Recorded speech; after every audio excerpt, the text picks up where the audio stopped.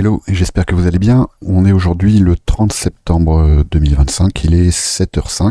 Je vais faire une toute petite vidéo parce que je pense que je ferai un point trimestriel du coup à la clôture de Q3. Donc on est le 30 septembre, donc c'est le dernier jour du mois, le dernier jour du trimestre, et je pense que ça va être important de faire le point. En fait, aujourd'hui, je fais plutôt une vidéo pour vous inviter à peut-être vous asseoir sur vos mains. Je pense que ça va être une journée qui va être très piégeuse. Donc bon, après, évidemment, si vous êtes déjà engagé, notamment sur du spot, je dis pas de revendre. Je dis simplement que je pense pas que ça va être une journée aujourd'hui très facile pour les day traders en fait. On a évidemment pas mal d'encours qui arrivent à terme, et puis surtout on va bientôt s'engager sur un nouveau trimestre, un nouveau mois, et en règle générale ce sont des journées qui sont assez dangereuses pour le portefeuille du trader.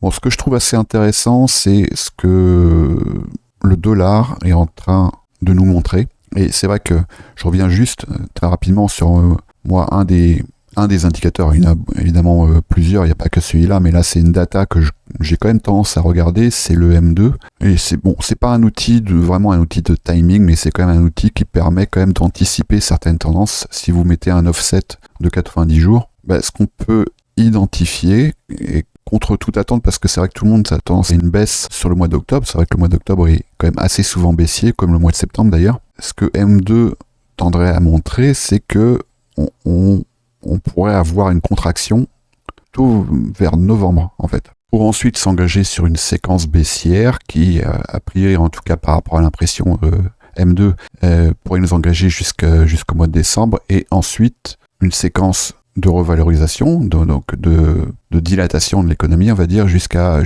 fin janvier. Bon, évidemment, c'est pas au jour près, c'est même pas à la semaine près, et cette data, évidemment, ne tient pas compte et ne peut pas anticiper des contextes géopolitiques et aussi des news économiques qui pourraient être impactantes. Mais bon, ça permet quand même de quelque part de se fixer un repère, un peu un cadre ou un cap si vous préférez. Ce que je vois donc là ici sur le dollar, là je suis sur le marché futur. Si je vais en daily, on voit qu'on est dans un flux baissier et qu'on a un plus bas qui n'a toujours pas été pris, qui est ici sur les 95,61. Et ce que je vais bien observer, c'est le comportement du dollar au contact ici de cette inefficience de prix. On a deux bougies haussières, mais la dernière bougie haussière n'a pas réussi à venir capturer cette sell side sur les 98,335. Donc ça constitue ici une faiblesse qui vient confirmer cette série de lower high et lower low. Mais ce qu'on peut déjà constater, malgré tout, c'est dans cette zone, ici, la constitution d'un BPR, d'accord, une inefficience, et qui ensuite est recouverte par une autre inefficience. Voilà. Donc ici, c'est quand même un indice, un indicateur. Maintenant, si je regarde en weekly, là, ce que je peux observer, c'est une séquence de consolidation avec cette série de mèches ici, qui indique, je ne vais pas trop parler de support et de résistance, mais on voit bien ici que le prix n'arrive pas à aller plus haut, et que pour l'instant, il se contracte. Et maintenant, si je vais en monthly, qu'est-ce qu'on peut observer? On peut observer, même, je pense qu'on va le voir en trimestriel, ce qu'on peut observer, c'est une contraction du prix. Et donc, avec ici une inefficience qui n'a toujours pas été retestée dans cette zone. Voilà, on est en train de la travailler actuellement. Donc en admettant que ce biais-là sur le M2 se confirme, ce qui reste évidemment à démontrer, moi, mon hypothèse privilégiée, c'est que là, sur la fin du mois et sur le mois d'octobre,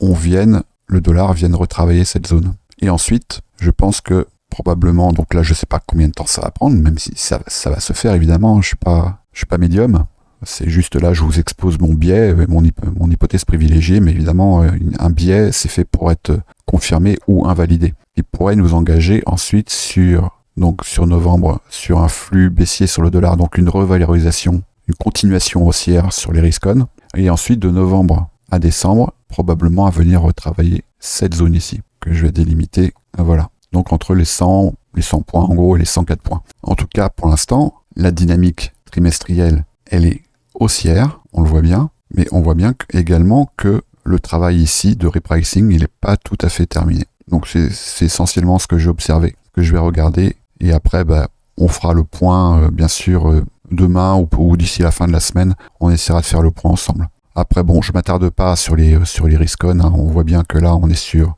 en trimestriel sur une dynamique qui est haussière, que ce soit sur le gold, sur Bitcoin, sur les indices et sur l'euro-dollar. Moi, j'ai en point de mire cette zone que je vous avais déjà indiquée, en l'occurrence cet order block weekly, avec ici cette zone, ce fair value gap qui commence sur les 1,19,751 si je me souviens bien. 1,19,754, voilà. Donc soyez extrêmement prudents aujourd'hui, je pense que on va probablement assister à une journée qu'on pourrait qualifier de seek and destroy, et c'est ce qu'on peut observer de toute façon, c'est ce qui est en train de se construire actuellement, hein. On le voit ici sur l'euro-dollar, on voit une séquence de consolidation, on le voit également même dans les petites unités, on voit qu'on a des constructions de liquidités, de points d'intérêt, ça c'est sur l'or, enfin sur le marché Forex, c'est ce qu'on peut observer également sur Bitcoin et sur les indices. Je pense que à terme, là sur la session de Londres et puis celle de New York, ces zones,